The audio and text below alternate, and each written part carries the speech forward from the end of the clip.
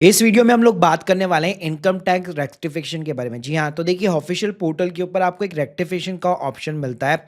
तो ये ऑप्शन आखिर होता क्या है, रेक्टिफिकेशन और रिवाइज रिटर्न के अंदर डिफरेंस क्या है, कैसे आप लोग फाइल कर सकते हैं, रेक्टिफिकेशन के थ्रू कौन कौन सी मिस्टेक को आप करेक्ट कर सकते हैं, कौन सी मिस्टेक जो है करेक्ट करना पॉसिबल नहीं है, प्लस इसकी क्या टाइमलाइन रहती है, पिछले 4 सालों तक की आप आईटीआर को रेक्टिफाई कर सकते हो। तो स्टेप बाय स्टेप पूरा प्रोसेस बताऊंगा, तो प्लीज पूरा वीडियो जरूर देखिएगा। स्टार्ट करने से पहले बताना चाहूंगा, अगर आपको एक एक्सपर्ट की रिक्वायरमेंट है स्पेशली आईटीआर के लिए या आपकी रेक्टिफिकेशन रिक्वेस्ट के लिए, link in the description box, और आप हमारे 1600 से भी ज्यादा रिव्यूज के ऊपर ट्रस्ट कर सकते हो। इसके अलावा अगर आप खुद भी यहाँ पे सीखना चाहते हो तो आप हमारा प्रोफेशनल कोर्स भी यहाँ पे ज्वाइन कर सकते हो। तो पहले बात करते कि रेक्टिफिकेशन की रिक्वेस्ट क्या होती है इनकम टैक्स के अंदर। तो देखिए, जैसे आपकी ओरिजिनल आईटीआर आप फाइल कर देते हैं और उसका इंटीमेशन लेटर आपको रिसीव हो जाता है, फिर आपको पता लगता है कि यार मेरे से अपने इनकम टैक्स रिटर्न के अंदर कोई मिस्टेक हो गई है, तो उसमें आप एक रेक्टिफिकेशन की रिक्वेस्ट डाल सकते हो। अब कई लोग बोलेंगे वो तो मैं रिवाइज रिटर्न के थ्रू भी यहाँ पे करेक्ट कर सकता हूँ, लेकिन देखिए रेक्टिफिकेशन और रिवाइज दोनों के बीच में डिफरेंस है। रिवाइज रिटर्न के अंदर क्या होगा, बेसिकली आप हर चीज चेंज कर सकते हो, आप अपने इनकम को चेंज कर सकते हो, डिडक्शंस हो गई, टीडीएस का अमाउंट हो गया, बैंक डिटेल्स हो गई, मतलब सारी चीजें यहाँ पे पॉसिबल है। लेकिन हमेशा ना इसकी एक डेडलाइन रहती है 31 दिसंबर, यानी हर असेसमेंट ईयर की एक डेडलाइन रहती है। जिस भी असेसमेंट ईयर के अंदर आपने ओरिजिनल रिटर्न फाइल कर दी है उसकी लास्ट डेट जो है 31 दिसंबर रहेगी। उसके बाद में अगर आप रिवाइज करना चाहोगे तो वो पॉसिबल नहीं है। लेकिन मान लीजिए आपको इंटीमेशन लेटर जो है लेट रिसीव हुआ है या कोई डिमांड का नोटिस यहाँ पे आपका पड़ा हुआ है, तो पिछले 4 सालों तक की जो रिटर्न्स होती है उसके ऊपर आप रेक्टिफिकेशन की रिक्वेस्ट को डाल सकते हो। यानी कि लेट्स सपोज अगर मान लीजिए मैं अपने पिछले 3rd ईयर की भी रिटर्न को अगर मैं रेक्टिफाई करना चाहता हूं, तो वो केवल रेक्टिफिकेशन रिक्वेस्ट के थ्रू पॉसिबल होगा, ना कि रिवाइज रिटर्न के थ्रू। अब बात करते हैं कि रेक्टिफिकेशन की रिक्वेस्ट कौन फाइल कर सकता है। तो जो रेक्टिफिकेशन की रिक्वेस्ट है वो आप तभी फाइल कर पाएंगे जब आपकी ओरिजिनल रिटर्न फाइल हो रखी है और डिपार्टमेंट ने प्रॉपर्ली इसको प्रोसेस करके इंटीमेशन लेटर यहाँ पे इशू कर चुका है। यानी जब तक आपका इंटीमेशन लेटर इशू नहीं हो जाता, आपकी ओरिजिनल रिटर्न फाइल नहीं है, तो आप रेक्टिफिकेशन की रिक्वेस्ट नहीं डाल सकते। यानी अगर मान लीजिए आपने 3 साल की सिर्फ रिटर्न भरी है, इस साल रिटर्न भरना आप भूल गए, ड्यू डेट जा चुकी है और आप रेक्टिफिकेशन रिक्वेस्ट डालना चाहते हो,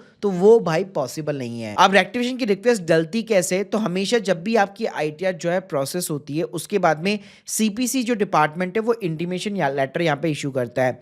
तो रेक्टिफिकेशन के लिए आपको ना सर्विस वाले टैब के अंदर जाना है। यहाँ पे अगर आप रेक्टिफिकेशन में देखेंगे तो 3 ऑप्शन दिखेंगे, लेकिन 90% केस में आपका जो ऑप्शन यूज आने वाला है वो फर्स्ट ऑप्शन आएगा, क्योंकि जब भी आपकी आईटीआर ओरिजिनल आईटीआर यहाँ पे आप सबमिट करते हैं, हमेशा जो ऑर्डर पास किया जाता है वो सीपीसी के थ्रू ही किया जाता है। तो यहाँ पे आपको क्या करना है, यहाँ पे आप देख सकते हैं न्यू रिक्वेस्ट का आपको ऑप्शन देखने को मिल जाता है। आप सिंपली यहाँ पे इनकम टैक्स को सिलेक्ट कीजिए। अब यहाँ पे आप देखेंगे असेसमेंट ईयर सेलेक्ट करने को आपको बोलेगा। तो जो भी असेसमेंट ईयर है, जैसे मान लीजिए मैं 24-25 का यहाँ पे रेक्टिफिकेशन करना चाहता हूँ, तो सिंपली जैसे मैं कंटिन्यू करूंगा, यहाँ पे आप देखेंगे प्रॉपर में को लेटेस्ट जो भी इंटीमेशन लेटर रिसीव होगा उसका रेफरेंस नंबर, एक्नॉलेजमेंट नंबर, सब कुछ अपने आप प्री पॉपुलेट हो जाता है। अब देखो यहाँ पे रेक्टिफिकेशन करने के ना 3 मेथड आपको देखने को मिलने वाले हैं। एक है रिटर्न डेटा करेक्शन, एक है टैक्स क्रेडिट मिसमैच, और एक है रीप्रोसेस द रिटर्न। अब देखिए पहले हम लोग समझते हैं कि रीप्रोसेस करना क्या है रिटर्न को। तो देखिए अगर आप अपनी आईटीआर के अंदर कुछ भी चेंज नहीं करना चाहते हैं, बस खाली जो डिपार्टमेंट ने कैलकुलेशन की है उसको अगर आप एक बार वापस रीवेरीफाई करना चाहते हैं, होता है क्या है ना, जैसे आपका इंटीमेशन जो लेटर होता है उसके अंदर आपको 2 टेबल दी गई होती है। एक टेबल होती है जो आपने यहाँ पे रिटर्न फाइल की है और एक टेबल होती है जो डिपार्टमेंट ने यहाँ पे कैलकुलेशन की है। अब मान लीजिए दोनों के बीच में कोई ना कोई डिफरेंस है और आपको लगता है कि यार डिपार्टमेंट ने कैलकुलेशन करने के अंदर यहाँ पे मिस्टेक की है और मेरी रिटर्न जो है वापस रीप्रोसेस होनी चाहिए विदाउट एनी चेंजेस, तो उस केस के अंदर आपके लिए है 3rd ऑप्शन। तो यहाँ पे सिंपली आप क्लिक करेंगे, आपसे कंफर्मेशन मांगेगा, जैसे आप सबमिट करेंगे अल्टीमेटली आपकी रेक्टिफिकेशन की रिक्वेस्ट डिपार्टमेंट को चल जाती है। यानी आपका जो इंटीमेशन लेटर होगा वो वापस से एक नया इंटीमेशन लेटर इशू होगा, वापस से डिपार्टमेंट आपकी आईटीआर को कंसीडर करता है और वापस से रीप्रोसेस करता है। यानी आपने आईटीआर के अंदर कोई चेंजेस नहीं किया, आपने सिर्फ डिपार्टमेंट से रिक्वेस्ट की कि मेरी एक बार आईटीआर को वापस एक बार आप रीप्रोसेसिंग में डालिए और वापस से मुझे एक नया इंटीमेशन लेटर प्रोवाइड कीजिए। तो ये काफी ज्यादा यूजफुल है जब आपको लगता है कि यार डिपार्टमेंट ने जो है रॉन्ग टैक्स डिमांड यहाँ पे जनरेट की है, कोई मेरी डिडक्शन अलाउ थी उसको डिसअलाउ कर दिया है, उन्होंने कैलकुलेशन ढंग से नहीं किए, तो उस केस में सिंपली आप रीप्रोसेस करवा सकते हो। दूसरा ऑप्शन होता है टैक्स क्रेडिट मिसमैच का। जी हाँ, कई बार क्या होता है हमारे पास में जो 26 एएस होता है उसके अंदर टैक्स क्रेडिट का अमाउंट अलग होता है, हमारा जो टीडीएस कटा होता है वो अलग होता है। तो जैसे इस ऑप्शन के ऊपर आप क्लिक करेंगे आप देखेंगे दो ऑप्शन आपको देखने को मिल जाते हैं। अब ये ऑप्शन कब काम में आता है, मान लीजिए आपकी आईटीआर आपने सबमिट कर दी लेकिन उसके बाद में आपको पता लगा कि यार मेरा टीडीएस ना अपडेट हुआ है, यानी कि आपने 26 एस में जाके देखा यार एक ना मेरी नई एंट्री यहाँ पे ऐड हो गई है, या लेट सपोज उसका टीडीएस का अमाउंट या तो बढ़ गया है या फिर डिक्रीज हो गया है। तो उस केस में आप क्या कर सकते हैं, इस ऑप्शन के थ्रू रेक्टिफिकेशन कर सकते हैं। यहाँ पे ये जो सेकंड वाला ऑप्शन है टीडीएस वाला ऑप्शन, यहाँ पे अगर आप जाएंगे तो आपकी सबमिटेड आईटीआर के अंदर जितनी भी टीडीएस की एंट्री थी वो सारी यहाँ पे आपको देखने को मिल जाती है। और नीचे की साइड में आप देख सकते हैं प्रॉपर तरीके से आप फाइनेंशियल ईयर जो भी अमाउंट वगैरह है सबके अंदर आप आराम से यहाँ पे चेंज कर सकते हो। लेकिन ध्यान रखिएगा नई एंट्री को आप यहाँ पे ऐड नहीं कर पाएंगे, यानी कि जो भी एग्जिस्टिंग जो आपके 26 एस के साथ में एंट्रीज मैच है उसके अंदर आप आराम से एडिट कर सकते हो या फिर डिलीट कर सकते हो। ऐसे ही कई बार क्या होता है कि मान लीजिए हमारा कोई टैक्स बन रहा था, मैंने चालान भी यहाँ पे कर दिया लेकिन बाय मिस्टेक मैं उसकी चालान की डिटेल्स अपडेट करना भूल गया और मैंने आईटीआर को सबमिट कर दिया।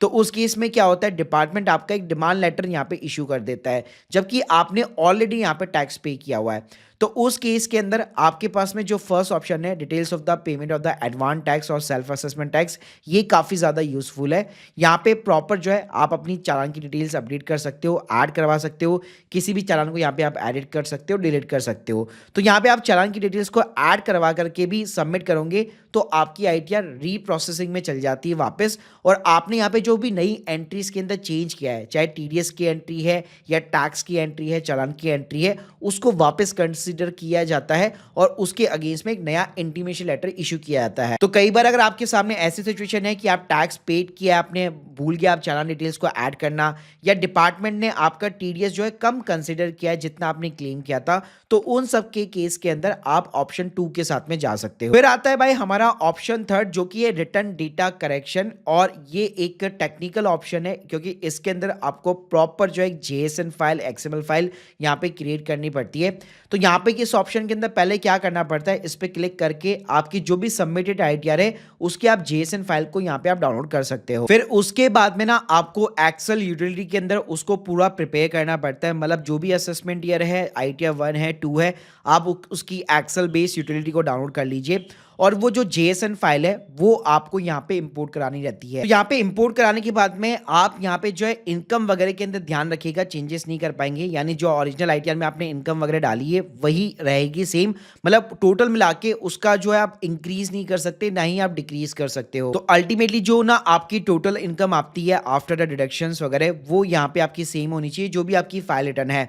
बस यहाँ पे आप क्या कर सकते हो, कोई भी चालान की डिटेल्स को अपडेट कर सकते हो, या कोई गलत डिडक्शन आपने अगर ले रखी है या इनकम आपने गलत हेड के अंदर दिखा रखी है तो उसको आप यहाँ पे रेक्टिफाई कर सकते हो। तो ये तब काम आता है यहाँ पे जब बेसिकली कोई चीज को जो है आप ऑफलाइन तरीके से यहाँ पे जो है करेक्शन करना चाहते हो। फिर क्या करना होगा, इसी एक्सेल बेस के ऊपर आपको एक नई जेएसएन जनरेट करनी होगी। तो जब सारी चीजें प्रिपेयर हो जाती है तो इसी के अंदर आपको जनरेट जेएसएन का भी ऑप्शन मिल जाएगा और उस फाइल को यहाँ पे अल्टीमेटली आपको अपलोड कराना पड़ेगा, अटैच कराना पड़ेगा और रेक्टिफिकेशन का रीजन देना पड़ेगा। इसके अलावा अगर यहाँ पे मैं आपको बताना चाहूँ कि क्या क्या चीजें आप चेंज नहीं कर सकते, तो जैसे आप टोटल इनकम के अंदर इंक्रीज डिक्रीज नहीं कर सकते, आप अपने रिफंड को इंक्रीज नहीं कर सकते, इसके अलावा टैक्स लायबिलिटी को भी रिड्यूस नहीं कर पाओगे, कोई भी नई डिडक्शन वगैरह आप क्लेम नहीं कर पाओगे। आईटीआर का फॉर्म भी ध्यान रखिएगा आप चेंज नहीं कर सकते, आईटीआर 1 फाइल की है तो उसी के अंदर रेक्टिफिकेशन होगा। इसके अलावा भाई अगर मैं रेक्टिफिकेशन की टाइमलाइन की अगर मैं बात करूं तो पिछले 4 साल की आप जो है आईटीआर को रेक्टिफाई कर सकते हो बड़े ही आराम से, बस शर्त यही है कि उसका इंटीमेशन लेटर इश्यू हो चुका हो। इसके अलावा गाइस अगर मैं आउटकम की यहाँ पे बात करूं तो जैसे एक बार आपकी रेक्टिफिकेशन रिक्वेस्ट यहाँ पे सबमिट हो जाती है वैसे ही आपको नॉर्मल तरीके से यहाँ पे दिखेगा रेक्टिफिकेशन फाइल आपकी हो रखी है,